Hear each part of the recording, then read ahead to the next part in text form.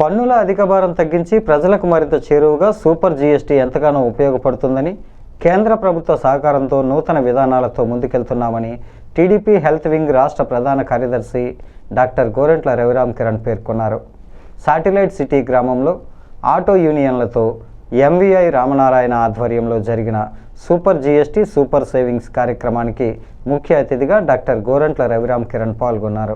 ఆయన మాట్లాడుతూ ప్రస్తుతం ఎన్డీఏ ప్రభుత్వం తీసుకువచ్చిన జీఎస్టీ 2.0 పేద మధ్యతరగతి వర్గాలతో పాటు రాష్ట్ర ఆర్థిక వ్యవస్థకు ఊపు రావడానికి దోహదపడుతుందన్నారు. స్వదేశీ ఉత్పత్తులు పెరిగినప్పుడే దేశ ఆర్థిక వ్యవస్థ అభివృద్ధి చెందుతుందని, ఉపాధి అవకాశాలు మెరుగవుతాయన్నారు.